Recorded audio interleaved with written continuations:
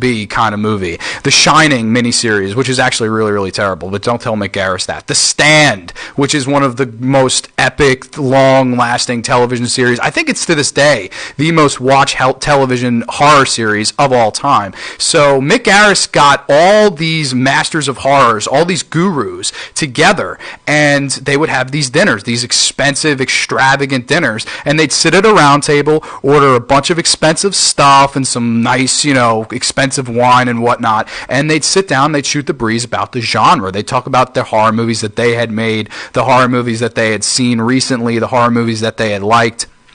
And one night at one of these dinners, this table next to them, this little girl dropped her fork, and Guillermo del Toro, who is one of the masters of horror at the table, picked up the fork and handed it back to the woman, or the little girl, I should say, and said, "Here's your treat. This is from the masters of horror." And everybody at the table kind of started to laugh because it was so impromptu, but that's actually where the title for this series came to be, because once Mick Garris heard Guillermo tell that joke, he sat back in his chair and was like, the masters of horror. Yeah, that's right, man. That's what we all are. We're all masters of this genre that we all know and love. And through that one joke, Mick Garris got the idea to say, hey, why don't we all at this table do a television series called Masters of Horror? And what we'll do in said series is we'll all discuss, and we'll all make our own respective horror films, and we'll all make them original movies. So basically, no remakes, no readaptations, no reimaginings. Because if you look at the genre at that time, it was 2005 or 2004 when the concept came to be, and 2005 when the show debuted. If you look at the genre at that time, you've got a lot of remakes coming out. The Dawn of the Dead remake. Tyler, I'll see you later. Tom, I'll see you later. I love you guys. Thank you. Kaylin, I'll see you later. I had a Mean Street Posse in the studio with me today. Yeah, it was a lot of fun. But, they all have lives, and they've got to go home. They can't listen to me ramble about horror, but you guys can. That's the beauty of this.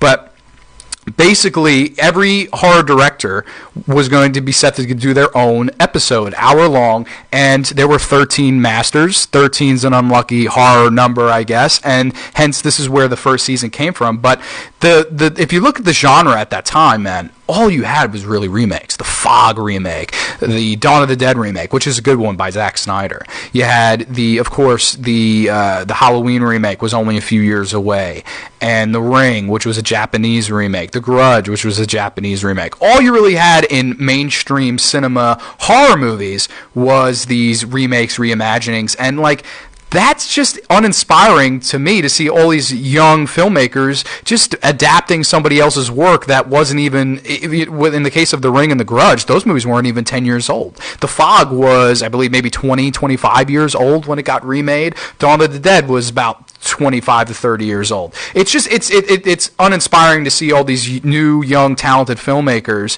to get pushed into making these remakes by the studios, and that's exactly what they were, just to cash in on the name. Halloween was going to make money. It could have been Michael Myers taking a dump for 2 hours. It was going to make money because of the name value, because of the original. So what did Mick Garris do? He brings in John Carpenter, the man that actually crafted an original horror story years and years ago, the guy who made The Thing, the guy that made They Live, the guy that made Halloween. And he said, John, I want you to come in, and I want you to have total creative freedom, and I want you to do an episode for me. And that's what Carpenter did. And this is the list of directors they brought in for season 1. You got John Carpenter, John Landis of American Werewolf in London fame, Stuart Gordon of Reanimator fame, and pretty much any kind of H.P. Lovecraft adaptation. Mr. Dario Argento, of course, who directed Suspiria, Deep Red, Phenomena, all these great movies. Mick Garris, of course, the show's creator. He's, of course, got to direct one. Tobe Hooper, of course, from the Texas Chainsaw Massacre. That's the most important horror movie, arguably, I would say the most important horror movie ever made. Joe Dante, who directed Gremlins and, of course, The Howling. Don Coscarelli, who had directed Phantasm and the Phantasm sequels and movies like Survival Quest, Beastmaster, stuff like that. Lucky McKee, who at that time was one of the few up-and-coming filmmakers that wasn't making remakes and wasn't making sequels. He was making his own stuff like The Woods and May from 2002, which is a movie I've talked about on the show before, a movie I just absolutely love. One of the best horror movies, I would say, of this century. William Malone, who actually was coming off doing a remake in House on Haunted Hill, but had done some episodes of Freddy Nightmares in the late 80s. And he had also made the dreadful Fear.com, which was an original really bad movie. Larry Cohen, who had directed The Stuff and Q the Winged Serpent.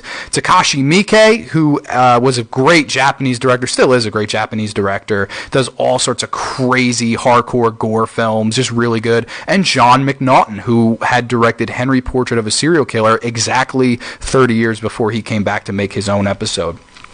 So when Garris got all these guys together, he next had to get a TV deal. So he went to Showtime and he said, listen, I've got the most creative filmmakers that there ever was. I mean, I've got Carpenter, I've got Argento, I've got Landis, I've got these guys that have made great films and have worked with A-list talent.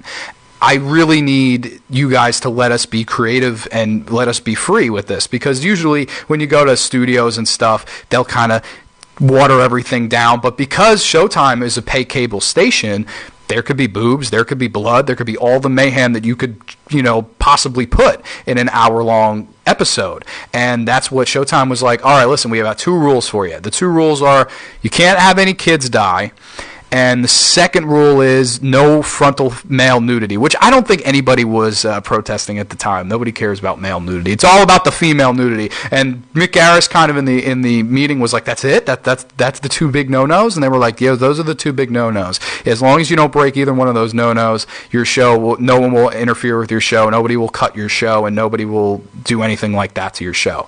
So Mick Garris was like, great. So he goes to all the Masters of Horror and says, listen, they give us all creative freedom. You can bring in whoever you want to do the effects, whoever you want to do the music for each of your respective episodes, and we're going to use the same crew, and we're not going to have the biggest budget in the world, but we're going to let you use your creative juices and kind of make you form the show into your own thing, into your own flavor. Each director kind of has their own flavor. And man, just right off the bat with this show, that is the number one thing that stands out. It's that all these guys still got it, man. Good, bad, or indifferent episodes. You can see that they all still have a taste for the genre that they knew and loved back when they were up-and-coming filmmakers themselves. And I just think that's so cool to get a master like John Carpenter back, who in the late 70s was making movies like Assault on Precinct 13, then Halloween, then The Fog. His own movies that were being remade at this time. He's still, I'm going to do this, my own creative episode. I'm going to make it my own story, and I'm going to get my son to do the music for me, It's just really nice to see that all these guys that had done so many great movies in the late 70s, early 80s, even into probably the latter half of the 80s, were getting this chance again, Because if you look at Argento's filmography in the late 90s, after Trauma, it exactly that. It became traumatic. The Card Player and Phantom of the Opera. I mean, Argento made some of his worst films ever in the late 90s, early 2000s. So what did they do? They said, Dario, stop making all these movies for no money. We're going to give you your own creative juices, your own creative set. You can do whatever you want with this palette. And they let these guys be the artists that they are. They let them be masters of horror. And that's why I think I love the concept of this show so damn much. Because you could say what you will, and I know there are some people that will defend remakes, and they'll defend the young up-and-comers. And listen, there are some up-and-comers that I defend as well. I mean, I'll defend Lucky McKee to the grave. I think the guy is so talented. I have some people later on, like David Robert Mitchell. I'd defend him to the grave. Drew Goddard, I'd defend him to the grave. Like guys that are up-and-coming that have made their new movies that may have been polarizing here or there, but they kind of made their own stamp. They're not just doing remakes for the sake of remakes. And that's just, I don't like to see that. I don't like to see these people that could be doing their own stuff, making their own masterpieces, their own classics that would be remade 20 to 30 years down the road.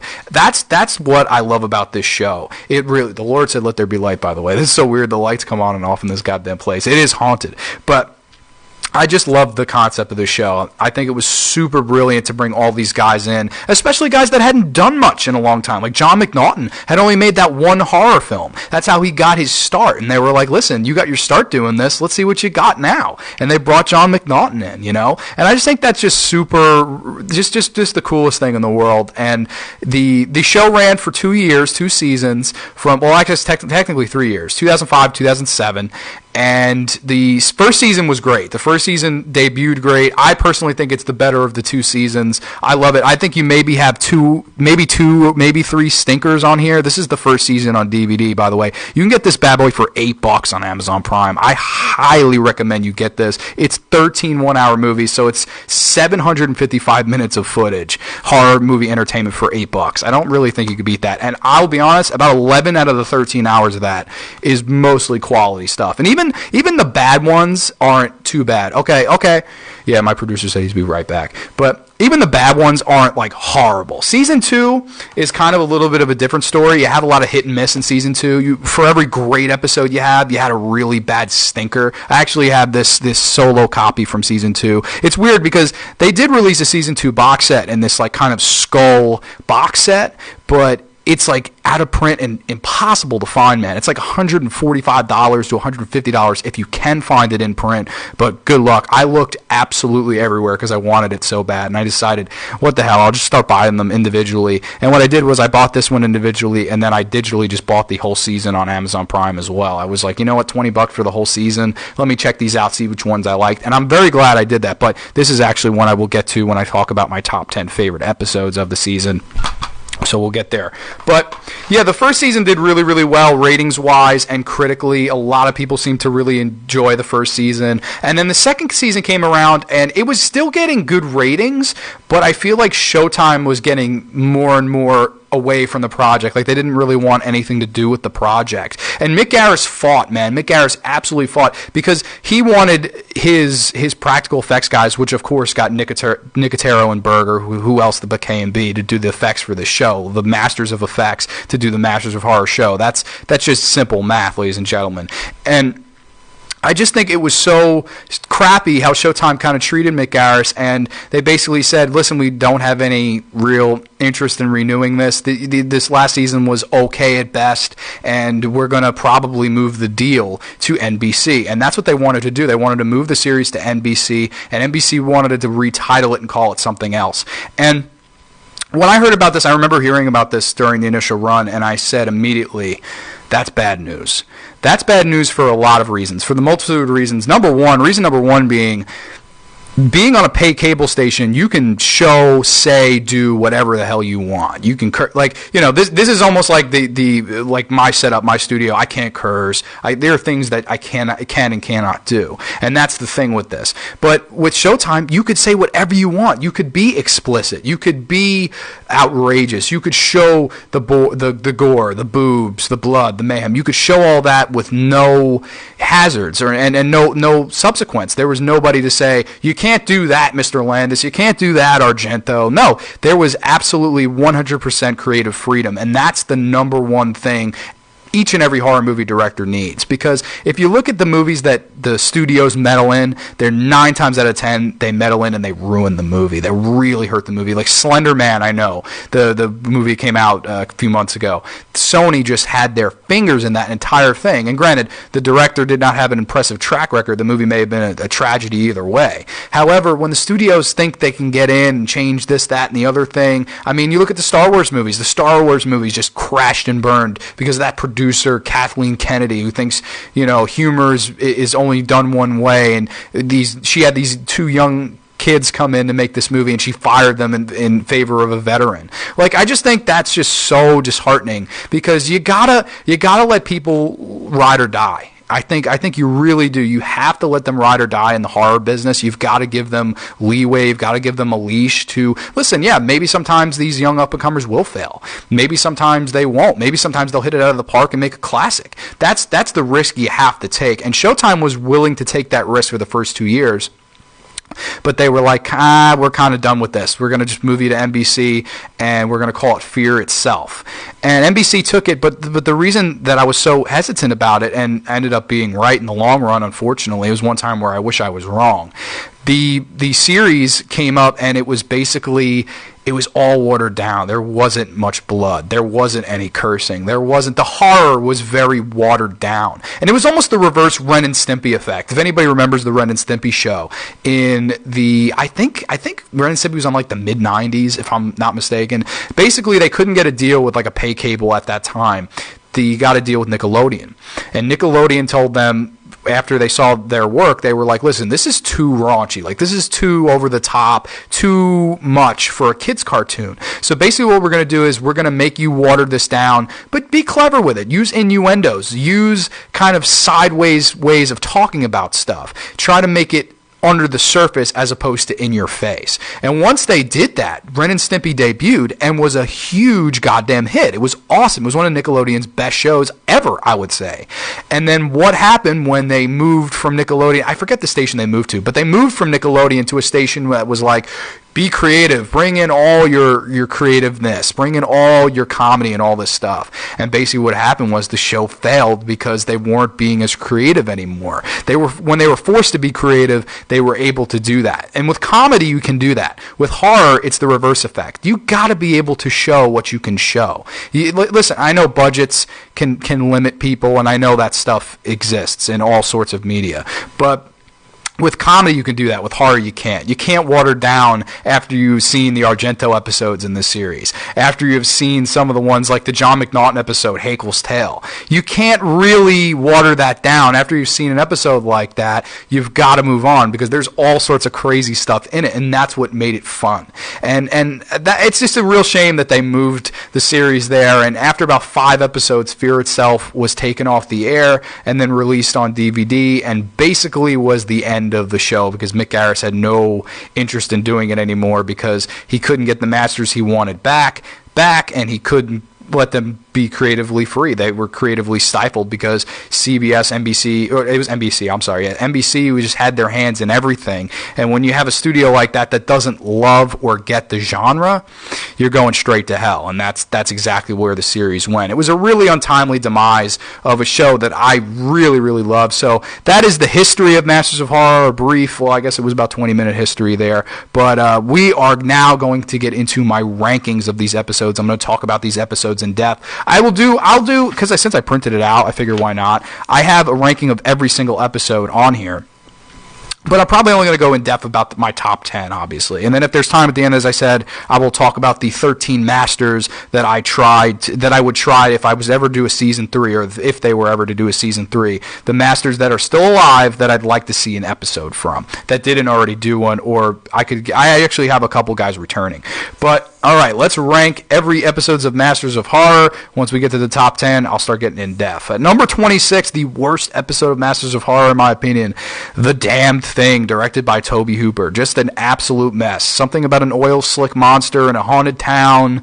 Horrendous acting. One of the worst things Tobe Hooper's ever directed, and that is actually saying something if you have seen movies like Mortuary or Dijin or, Invaders from Mars. I mean, he's made some pretty bad movies. Even though he's a master, he's made his fair share of duds. At number 25 is The Washingtonians, directed by Peter Medak, who also directed Species 2, which stinks in my opinion, and a really good one called The Changeling. I thought this movie stunk. It was basically about like George Washington, if he was a cannibal, and all that. It's terrible. At number 24 is Ernest R. Dickerson's The V Word, which is a vampire episode. Really, he was not a master. He was not a guy they should have got, because he stunk. Number 23 is Joe Dante's Homecoming, and at number 22 is Joe Dante's The Screwfly Solution. Coming in at number 20, I'm just going to read these off now. These episodes honestly don't even deserve, well, at least the first few that I crapped on. But number 21 is Chocolate. Number 20 is Dream Cruise. Number 19 is Sounds Like. Number 18 is Dreams in a Witch House. Number 17 is Dance of the Dead. Number 16, Sick Girl. Number 15, Valerie on the Stairs. Number 14, The Black Cat. Number 13, Incident on and Off a Mountain Road. Number 12, Pro-Life. And number 11, Hakel's Tale. So those are the first 5 I mentioned, probably skip kind of episodes. Most of them, except for like 1 or 2 of them, are from season 2. Those ones were duds. But the rest I have on here, the top 10 here, I love all these episodes with all my heart, really. So without further ado, let me get into them. This top 10 ranking, my top 10 favorite episodes of Masters of Horror. Here we go. Coming in at number 10 is Tom Holland's We All Scream for Ice Cream. This is one of the most polarizing episodes of the entire series. I've talked to many people that have seen this one, and you get one of 2 reactions. You either get, I freaking loved it or I freaking hated it. It's one or the other. I've never met anybody that's in the middle about this one. And basically the plot is it's this town, and one day this guy dies in a bizarre fashion. His son is kind of taunting him with ice cream. It's the opening scene. He's taunting him with this ice cream, and he's begging the son, don't eat the ice cream, don't eat the ice cream. Well, he eats the ice cream, and the father basically melts into this Neapolitan ice cream blob and dies. And you're just like, what is going on right now? And then it's all his friends kind of mourning the death, and then you learn the backstory that years and years ago when these guys were kids, they accidentally killed this mentally handicapped clown played by William Forsythe from The Devil's Rejects fame. And man, William Forsythe as this clown in this episode does such a great job. I love William Forsythe in this role. I think it's his most underrated role. He's so good. There are scenes where he's kind of, playing with the kids, and he's just a nice ice cream man. He's an ice cream man that dresses like a clown in the Cherry Time ice cream truck, and one day these bunch of bastard kids decide, hey, let's play a prank on him, and we'll put his truck in neutral and it will fall down the hill and whatnot. And they basically end up inadvertently killing the clown. And then this is 30 years later, and one by one all these people are getting killed that were responsible for his death. They're getting killed off one by one if their children eats the Cherry Time ice cream that is delivered to them beyond the grave from Mr. William Forsythe's clown character. I know it's a little bit bizarre of a plot, but this one really plays itself seriously, and that's what I really dug about this, because if you look at movies like Fright Night, and you look at movies like Child's Play, obviously Tom Holland's two masterpieces, the two movies that I would say make him a master, one of the greatest killer doll, probably the greatest killer doll film of all time, and then you've got, of course, one of the most essential 80s horror movies, not even just vampire movies, but 80s horror movies in Fright Night from 85. That's one of those things about him, is he was able to do comedy and horror and kind of make them work seriously enough to make an end result that was serious. Like, if you look at Child's Play on paper, okay, we have a doll voodoo-ly coming back from the grave and trying to take the soul of this kid, and on paper that sounds a little bit hokey, but what Tom Holland does is he makes it serious, he makes it believable, he gets good actors, and this episode is no exception. He gets, I believe the guy's name is Tigerson. The last guy, his last name's Tierson. I can't think of it. Lee Tierson, I think. I forget the actor's name. I'm sorry. And of course, William Forsythe. He gets good acting, and he takes what on paper looks like ridiculous plots and can make them horrific and can make them scary. It can make them work. And that's why I think Tom Holland's a master of horror, man. And I look no further than this episode. I think William Forsythe hits it out of the park in this performance. There are scenes of him driving around in the ice cream truck with all this big fog smoke around his car, and he's, I scream, you scream, we all scream for ice cream, and he's kind of honking the horn, and the makeup effect is so well done on his face, man. Really, really well done and creepy. I think this is a really well done Masters of Horror episode, and I know there are a lot of people that just refuse to. I think a lot of people, what they thought they were going to get was a straight up slasher, where what you got was a creative slasher, a slasher with a backstory, a slasher with a meaning, a slasher with very good acting, stuff that we're not always accustomed to seeing in said slasher movies. But I think We All Scream for Ice Cream is a fantastic episode of Masters of Horror, and I think Tom Holland hit it out of the park. It was written, by the way, I'll try to make sure if I could read all the writers off. I don't have the writers written down, but from memory, I'm pretty good. So it was also written by David J. Schnau, who also wrote another episode of Masters of Horror that is on my top 10. I'm just little spoiler there. He wrote like Texas Chainsaw Massacre 3. He wrote a bunch of stuff. He wrote some Freddy's Nightmares. He's a pretty seasoned horror writer. Nothing like huge, no like masterpiece in there, but I think for the most part he's actually a really good writer, and he coincidentally wrote two of my favorite episodes, two of my top 10s. So that is number 10, We All Scream for Ice Cream. Totally check that one out. I think it's a shame it's so polarizing, because I think everybody should just love it, but it is what it is. It's a good episode. Coming in at number 9 is John Landis's Dear Woman, also written by John Landis's son. And Dear Woman tells the story of, it's late one night, and this man brings this beautiful woman home with him. She's this gorgeous kind of like Native American looking woman. And as they're about to have sex, the camera cuts away, and you just hear screaming and all violence, and you get the idea, okay, she killed him. But what ensues from there is this awesome little tale, and it's very comedic. It's very comedic. Brian Benben stars in the episode, and he's a cop, and he's like he expertises in animal killing. Excuse me, I burped. Sorry. And he that's his expertise, and he notices that there are deer hooves on this guy that has been killed. It looks like he got trampled to death by a deer. And so they take it to forensics, and that's basically what he's trying to tell the coroner. He's like, listen, I think this guy was trampled to death by a deer. And everybody's like, no, he went home. He was about to get laid by this beautiful woman. And what you go on to learn is that this is a deer woman, and she is this mythical story from years and years ago that goes on and kills people with her ginormous deer legs. Because on top half, she's beautiful. It's almost like the, I forget what they call them, but it's like the half man, half horse. She's half woman, half deer. And she'll kick your ass, literally. And like, oh my God, it is so much damn fun. See, what John Landis brings to this episode is the humor. There's a lot of humor in this episode. There are reimaginings of how it happened. This one guy's like, I bet you this is how it happened. And then they show the whole thing, like where this couple was having sex, and then a deer just runs in, tramples them. Just kind of different ideas as to what happened to this poor guy.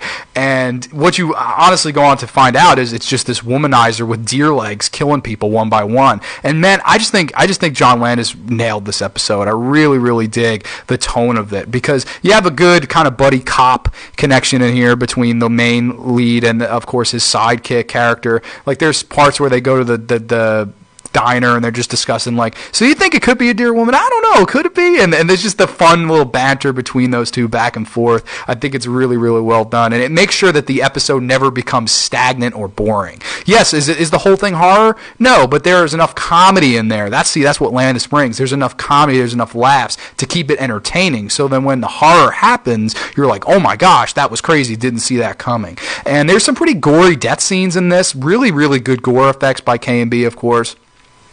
And I, of course, a beautiful, beautiful woman. I don't know her name. She never acted again, and she does not have any lines in the episode, the woman that plays the deer woman. But oh my gosh, does she have a tremendous rack of boobs. It is fantastic. Like, when I was watching it, I was like, she's hitting on this guy in a bar, and he's like, oh man, I missed my flight. Like, it's the most generic thing ever. He's like, oh man, I missed my flight. I don't know what I'm going to do. And then she sits down next to him. He's like, drink? And she's like, she just nods her head at everything he says. He's like, do you want to come back to my apartment with me? And she's like nodding her head. She has the beautiful white teeth. Just, oh man, absolute 10 on the old Grande scale. We should invent a Grande scale of women. She's a 10, man. Absolute flawless woman. And then she brings him back, and he's like, oh man, this is my lucky day. And then you see she's got deer legs. And you're like, oh my God. But you also do get to see her tremendous rack, which thank you, Mr. Landis. I appreciate your style. But yeah, Deer Woman's a ton of fun. You've got boobs, you got blood, you got mayhem, you got a crazy origin story, and an original story. I dare to say I've never seen a horror movie before or since about a beautiful woman on the top half with deer legs that murders men just for her own personal pleasure. I've never seen it before, never seen it since. I love the originality to it, and I think it's one that, honestly, I think that one could have been feature. I think both of these could have been feature films, man. Like, you could have done an extra half hour and just released it in theater. I doubt that Deer Woman would have made that much money, but man, it's a really fun one. Landis really does a good job, and I think proved a lot of naysayers wrong. I know a lot of people don't like this one either, but I don't know, I love it. Number 9, Deer Woman by John Landis. So coming in at number 8, we got that Italian flavor, ladies and gentlemen. It is Dario Argento's Pelts. Yes, Pelts from Season 2. Oh, I should say which seasons these are for, by the way. We All Scream for Ice Cream Season 2, and Deer Woman is Season 1. So on to number 8, Season 2's Dario Argento's Pelts. Pelts stars Meatloaf, of all people. Yes, the singer Meatloaf, all fat Meatloaf, right? He works at this coat factory, and basically what they do is they create these coats with these real animal furs. And one day he gets a call from John Saxon. John Saxon says, listen, I got these ill raccoon pelts. You got to come check them out. And he says, okay, so before he gets there, he takes a stop at the strip club. And you realize that, oh gosh, Meatloaf is kind of obsessed with this one stripper that works there, who we also get to see naked. You see what I mean before about you can't censor horror because we like to see our females, babe. That's what we like to see. We're gore hounds. We're boob hounds. That's what we are. We are what we are. Hate us, love us, whatever you want to do, but we like nudity in our horror. It's just one of the things that makes the genre as great as it is, but Meatloaf falls in love with this chick, and he's very uncomfortably in love with her. I'll just let you draw your own conclusion there. But also, there's a scene I want to mention here. There's a great scene where he pays to get a lap dance, and he's in this room, and it's dark all around him, exception of this red door. As the stripper opens the door and starts to dance for him. It is so Argento. Like, if you were to say Argento in a scene, it's that scene. It's the imagery. It's Argento just being weird and creepy. We're at a scene where he's getting a lap dance, really? Like, he makes it creepy. It's a creepy lap dance. And you're just like, wow, like, this is fantastically directed. And, of course, that's what Argento does. I love that scene. It's the best scene in the entire episode. And basically, Meatloaf goes with John Saxon and finds out that these raccoon pelts to make this coat are actually haunted. I am not kidding you. It is haunted raccoon fur. I am not kidding, because they killed, I guess, a rare breed of raccoons, and they are cursed. So basically, anybody that wears the raccoon coat or works on the raccoon coat with this haunted fur gets killed off in the most brutal ways imaginable. This one woman is sewing the coat together, and she decides randomly to just start threading her eyeballs shut. And it is such a good and well done and practical effect, you would never believe it. There's this one guy who trapped the raccoons, and for some reason opens a trap and just closes it on his face, destroying his entire face. The gore in this episode has to be seen to be believed. It is so damn gory, and it's just so damn well directed. I think Argento really captures a good atmosphere with this one. And I just really liked the story. I also thought, what a weird choice to have Meatloaf as the lead, Like, what? Like, of all the people you can get on God's green earth, they got Meatloaf. But, man, Meatloaf did a great job, and he's such a good, gross, disgusting antagonist that you just kind of can't help but be entertained by him. But yeah, that is Pelts. I really, really enjoy Pelts. That is a great Masters of Horror episode, and it is not the last Argento film we'll have on this list. But that brings me to number 7. Number 7 from season 1. It is the second Dario Argento film. No coincidence. Argento, both his episodes made my top 10. That's not a coincidence. Dario Argento's Jennifer. Yes, this is Jennifer from season 1. I think this one may be the one that scared me the most. It's either this one or the number 1 pick I have on here, but this one, or even maybe the number 5 pick. But Jennifer is a terrifying episode. It stars Steven Weber. And if you don't remember Steven Weber, he was also he was the lead in the Shining remake. He plays the Jack Nicholson character, the Jack Torrance character, I should say. And he actually penned the script to this one, which I thought was actually really, really cool that he wrote it and then Dario Argento directed it. And of course, Argento got Claudio Simonetti, who had done all his music in the late 70s, early 80s, to come back and score this episode. And the score is so beautiful. There are scenes where they're driving up and down the road and this beautiful Italian music is playing. Nobody gets the music like Fabio Frizzi and Claudio Simonetti. I mean, I think they're two of the best Italian composers, music composers that ever lived and there ever was, for my money. But basically, Jennifer is the story about these two cops, and they're sitting in this lot eating dinner and whatnot, and basically they see this woman about to get killed, and this guy's got a knife to her head, and he's like, I have to kill her, I have to do it, and they put the guns on, and they're like, please don't do anything, you can't do anything, don't do anything, or we'll shoot, and they shoot the guy. And then Steven Weber runs over to the girl and sees that she has got a killer body. And then she coincidentally, pun or no pun, has a killer face. Her face is so flippin' scary in this. Matt, if you're listening, look up Dario Argento's Jennifer. Look at the facial effect of that. It is terrifying, man. So basically, he sees that she's got a gorgeous body. She's kind of mentally challenged, kind of a little bit retarded, but he, for some reason, just has an attraction to her, even though her face is this disformed and all disgusting. And he brings her home. Like, they're like, oh, we have no knowledge of who she is, where she came from. The only thing we know is before we shot the guy, he screamed Jennifer. That was the last thing he said. And he brings her in, and his wife and kid and cat all meet her, and they're all freaked out and basically leave him because he kind of just falls in love with this disgusting creature known as Jennifer because of her body, and because what's so disturbing about it is you don't know as a viewer whether. Right? How scary is that? That's all prosthetics, Matt. Look that up. If anybody's watching the show, look that up. Jennifer from Dario Argento, that facial prosthetic is one of the scariest things K&B ever did. And you don't know as a viewer, though, and this is what I love about this episode, you don't know whether you should be turned on by Jennifer or not, because while she does have a beautiful body, her face is disgusting. And as a viewer, that terrified me. I'm like, oh man, I don't know what to do right now. Am I turned on by this? Am I disturbed by this? Maybe a little bit of both. And that's what Argento has always done. He's always taken plots like that and just put them a little bit off. That's why he's a master of horror. He's always able to switch gears in a flash. And that's why I think this episode really, really works, because that's something that Argento, I don't think, had ever really talked about to this point, which was sexuality in horror. And for him to come out of making all those giallo films, all those witch films, and to come up with something like this, talking about sexuality, something that's completely different, and bringing that Italian flavor, that Italian music, and that Italian style to something that's so American, that would be so I think any other director in the series would not have hit this as far out of the park as Dario Argento did. I think this episode was perfect for him to direct.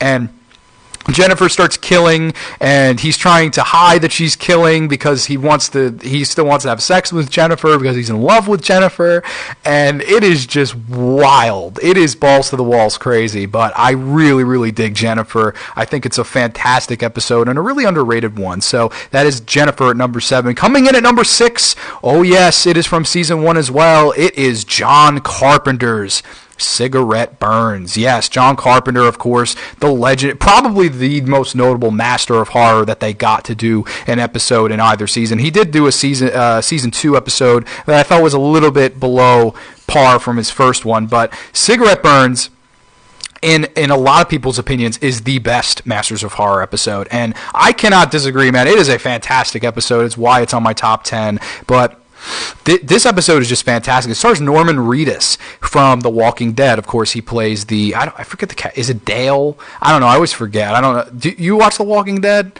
Is it a Dale character? What's the character? Daryl. Daryl, yeah. See, yeah, I watched the first season and tuned out after the second season. Once I saw that terrible deer effect, I was like, nah, can't do it anymore. So it was what it was. But yeah, it stars Norman Reedus and Udo Kier. Yes, Udo Kier from, of course, he was in Suspiria, the original Suspiria. And Norman Reedus is basically this guy that hunts down these rare film prints. And Udo Kier calls him in one day and says, listen, I'm looking for the holy grail of obscure movies. I am looking for the Absolute Demant. And basically the Absolute Demant was a film screened in the 70s. And when it was screened, at the end, it caused all this chaos, havoc, and all these things to happen, and all these people in the theater rioted and killed each other, and the film was never shown again or seen or heard from again. And Udo Kier says, you track it down, I'll give you like $100,000. I forget the exact money, but I'll give you an absurd amount of money, you track it down. And Norman Reedus is kind of on the fence about it. He doesn't know what he should do. Should he do it? Should he stick his nose into the business he shouldn't be meddling in? And man, what ensues is just phenomenal. I just really like this episode. He has his son Cody Carpenter do the music, and it is just great. It feels so classic Carpenter, and it has that scope too. Like I always attributed the Carpenter scope to his cinema, his cinematographer, Dean Cundy, the director of photography. Sorry, that was the words I was thinking of. But Dean Cundy, who worked on, of course, The Fog, The Thing, Halloween, he was a great director of photography for Carpenter, and I always felt that Carpenter's movies had that great look because of Dean Cundy. However, I believe Dean Cundy was not brought back to do this, and man, Carpenter's scope in this episode is just classic. It's so Carpenter, and it's so well done. I think the acting is really well done. I think the story is very interesting, and I think it's one of those episodes that kind of keeps you guessing all the way up until the finale, which I won't ruin.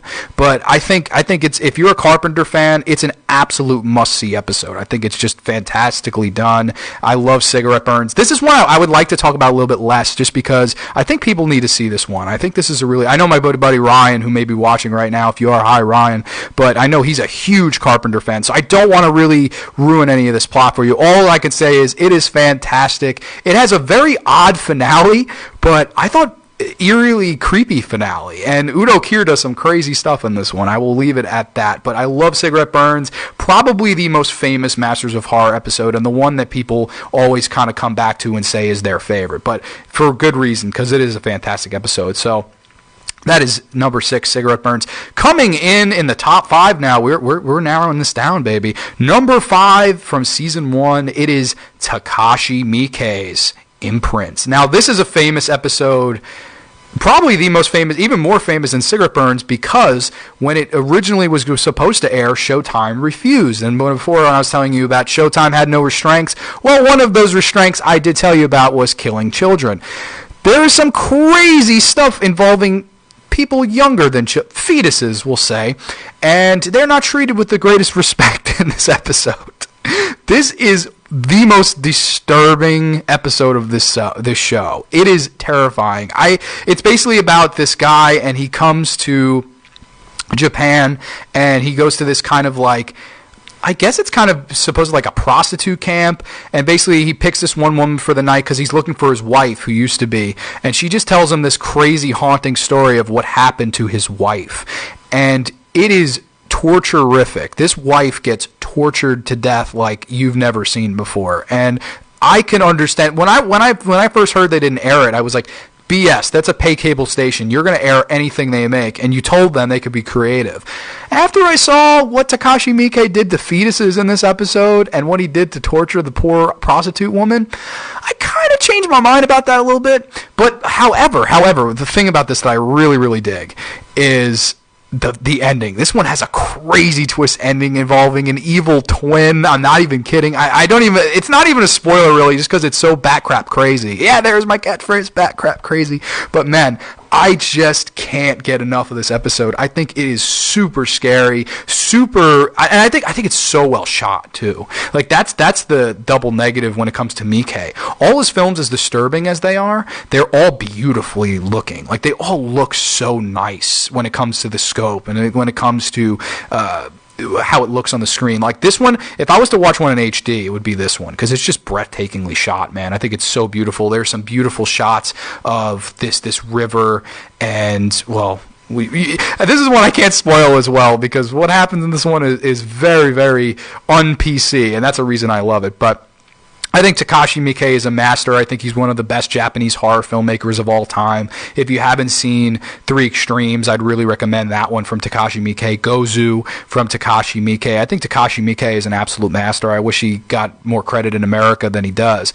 But man, I love this episode. I thought this was a fantastically done episode because, again, it's just like Argento's Jennifer. It blurred the line between beauty and disturbing. And that is, for any horror filmmaker to capture that, because it's not easy to do, because we horror fans, we know when you're trying to do that. We know when you're trying to go, we want you to be afraid of this, but also kind of, it just has to organically happen. And Miike and Argento, the two foreign directors, got how to do that organically, and I just think they did a great job. But that brings me to number 4 from season 2. It is John Landis's second appearance on the top 10.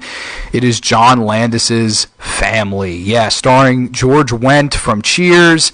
I flipping love this one. Also written by Brent Hanley. And if you don't know who Brent Hanley is, Brent Hanley wrote he wrote Frailty from 2001. Really, really good Bill Pullman movie.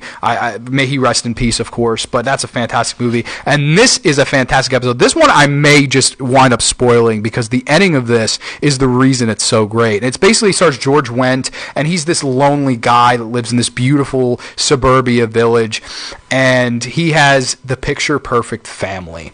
His family is all remains of people that he has killed. So he's got a skeleton wife, a skeleton daughter, but he has wigs on them, and he dresses them every day. A grandfather, a grandmother, all this stuff, the perfect family, a dog, all this stuff that makes him rationalize to himself that he lives the perfect family life. And one day, these new neighbors move in, and he kind of has the hots for the wife, played by Meredith Monroe. And he tells himself, this is going to be my new wife. I'm going to kidnap her, and I'm going to make her my new wife. I'm going to dissolve her. And basically what John Landis does on the cover here, he takes you, abducts you, and pours this awful citric, like, acid, not citric acid, but like sulfuric acid on you, so you decompose, so you become a skeleton. And what Landis is so smart at doing is, as there are laughs in here, but the subtext is so there throughout the entire episode when you get to the twist. I am going to spoil this one, okay? I'm sorry. If you have not seen Family, click this off for 2 minutes. I am going to talk about the ending of this one, because this one, the ending is the reason it's so great. So basically, he's trying to capture this wife, on and on and on, and at the end, the husband of the wife comes in and chloroforms Mr. George Wendt. When he wakes up, he's all tied up, and they're wearing surgical masks, and they say, "You are our number one target. We've been tracking you down for 2 years." And he's just stunned, because you think, okay, he's the antagonist. Who are these people? How do they know what he's doing? Nobody else knows but these two, huh? You learn that they lost their daughter to being murdered. And George Wendt is the guy that murdered their daughter. And so it's a revenge story on their behalf. And it's what's so brilliant about it, what Brent Hanley does is he explains that how loneliness kind of affects two sides. You see how loneliness affected George Wendt to the point where he started murdering people and actually decomposing their bodies just to keep himself company. That's sick. That's crazy. That's horrific. 6 minutes. I have the 4 out of 5, buddy. You extended 5 minutes? Sorry, my producer did. I didn't want him to cut me off. I still have 3 more episodes to talk about here. Yeah, 4:05. It should be perfect. But yeah, what loneliness does to George Wendt, it drives him to kill. And what loneliness does to these people because they lost their daughter, it drives them to revenge. That is a great story to tell in horror, because you have both sides of the fence. You have both kind of characters, both protagonists and antagonists, having a reason to do what they do, and throwing the comedy in there, throwing fun music in there, throwing these good actors in there. It makes for an absolute great Masters of Horror episode. I'd recommend you buy this one separately. There's a really cool making of featurette with John Landis and Brent Hanley where they describe, thank you, Matt, I'm sorry about that. Matt's the first time producer of me today, ladies and gentlemen. The lovely Miranda is off making popcorn for people, actually. That's actually not an exaggeration. But I love this episode, and I think it's what perfect horror personifies. I think it's just a fantastic one. George Wendt in John Landis's Family. I just absolutely love this one. I think it's a classic. Getting into the top 3 now. Yes, this is easily the creme de la creme for me. And of course, at number 3, it's Larry Cohen's Pick Me Up. Yes. When I first heard about this episode, I wasn't too interested because I'm not really that big of a Larry Cohen fan. However, David J. Shaw, who wrote We All Scream for Ice Cream, was the writer. And I was like, you know what, I'll give this one a whirl. Why not? To say I was pleasantly surprised would be an understatement. I was blown away by this episode. It basically tells the story of these 2 serial killers. One of them's an old-timer, one of them's an up-and-comer. And the up-and-comer is played by Warren Cole, and the old-timer is played by Michael Moriarty, who is in a lot of Larry Cohen films like The Stuff. And basically, the Michael Moriarty character is a pickup truck driver who drives this big truck, and the other guy, Warren Cole, is a hitchhiker. And they are both serial killers in their own ways, and they both have their own styles. And basically, this bus breaks down, and they both kind of divide who's killing on the bus. So this guy goes, come, hop in the truck with me. I'll take you all to town. He takes them all to town and eventually kills them all. And then Warren Cole takes the remainders, other than Miss Fairuza Balk, who's also in this episode, does a great job. She goes off to a motel, and he kills the remaining people that didn't go in the truck. And it's just a whole satire on the old style of serial killing versus the new style of serial killing, and it is so much fun. Like, I have a blast with this episode. I laugh like a little girl when I watch this episode. I'm not even ashamed to say it, because it is so damn entertaining. I just think it's just so much fun. And there's, of course, this great banter between the serial killers back and forth, because they both know that the other is a killer, but they never really say it to each other until towards the end of the episode. And just the banter is so much fun. And they're both arguing over who's going to kill Fairuza Balk when she's literally in the middle of them in this truck. And they're back and forth battling and arguing. And there's a great point in this one where Michael Moriarty tells the classic pick-me-up tale of this. There was once this beautiful woman with big blonde hair and big breasts, and she's walking home one day in the snow, and she sees a snake frozen in the ice, and the snake slithers and says, "Can you please pick me up? I'm so cold. I need warmth." And the woman declines and refuses until the snake convinces her, and she takes the snake, and the snake bites her as soon as she takes him, and she drops it, and she goes, "Oh my God, why did you do that? You said you wouldn't bite me." And the snake says, "Of course, you're a stupid old woman. You knew I was a snake when you picked me up." And that's just so fun because that's the cat and mouse kind of game, or I guess the snake and woman game that these two serial killers are playing with one another. And I just absolutely love the chemistry of these two guys. They could have both won a Primetime Emmy for this episode. That's how good their acting is. It's such a shame that Warren Cole did not become a star, because if I was producer, if I had any kind of power, I'd bring that guy in. He's so talented. Fantastic episode, fantastic performances. A lot of boobs, blood, and mayhem in this one. They have a torture scene where Crystal Lowe, who's never afraid to get naked in horror movies, love her. She gets kind of tortured by Warren Cole, and he's making it sound like they're in a motel room. He's making it sound like they're having sex. Like he's like cutting her up. She's like screaming, and he's like, "Oh, we're just getting a little rowdy in here, you know. don't let it bother you or anything." And oh man, I love that dark humor. It's fantastic. But yeah, that is Pick Me Up from season 1. Larry Cohen, I think he did a fantastic job. And, of course, David Shaw is the writer. Coming in at number 2. Sorry, I'm running a little short on time here. I got 7 minutes to go. Coming in at number 2 is Right to Die, directed by Rob Schmidt and written by a John Esposito. Now, I know John Esposito is not maybe a household name, but my friend Andrew is best friends with a kid named Ben. And his last name's Esposito. And Ben's father, coincidentally, is a writer, and he wrote this episode, and coincidentally, it shows up at the number 2 slot in my top 10 favorite of the series. I just love this episode, and I think the writer did a great job. So, Mr. John Esposito, I know you live in Lindenhurst, at least I know Andrew does. So, if you are watching, hats off to you, sir. You wrote a great script, and my second favorite episode of the entire series. I think you did a fantastic job. He also wrote Graveyard Shift, a couple episodes of Teen Titans, which is one of my favorite shows of all time. Yep, I know Matt was going to get a pop from Teen Titans.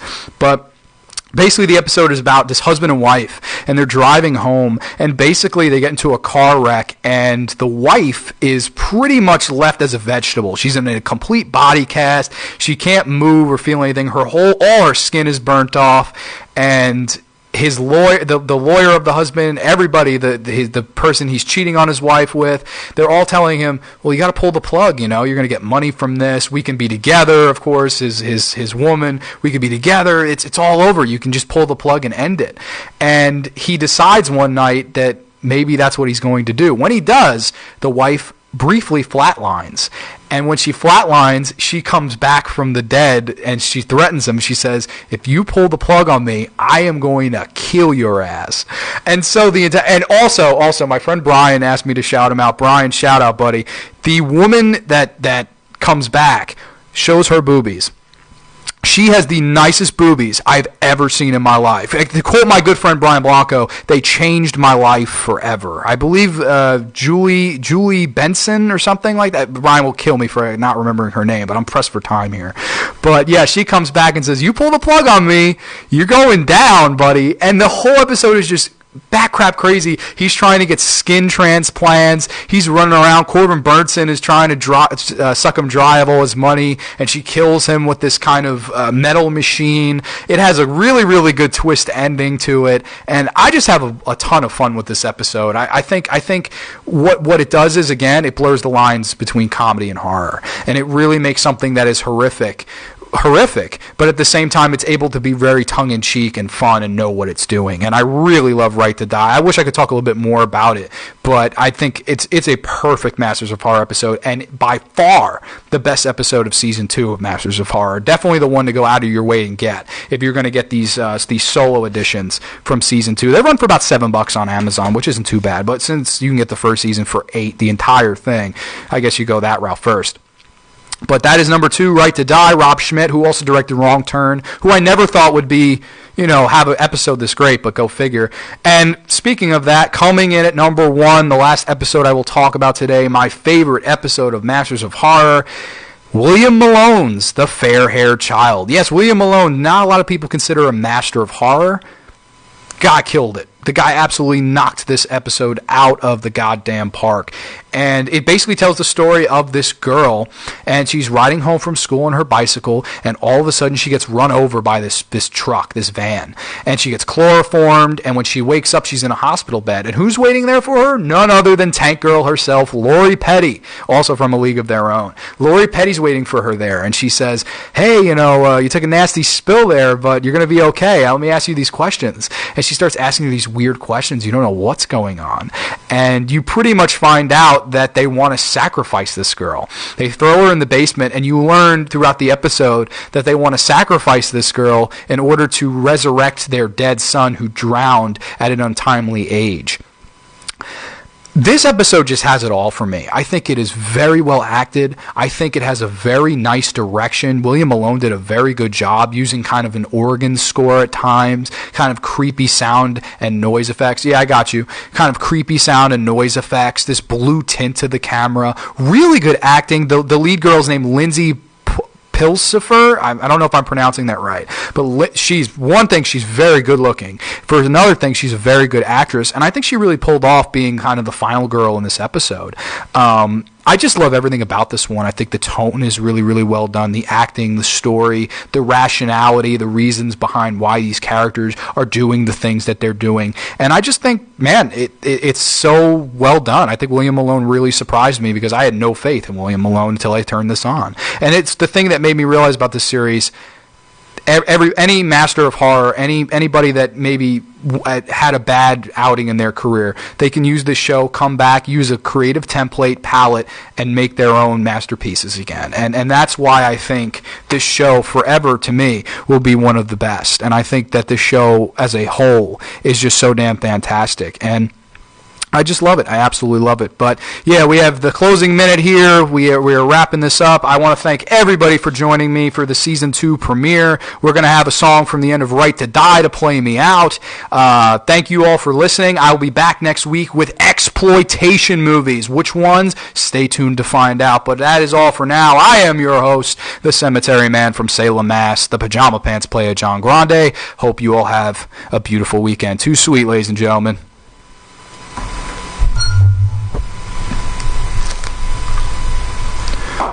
Woo! First show in the day. I don't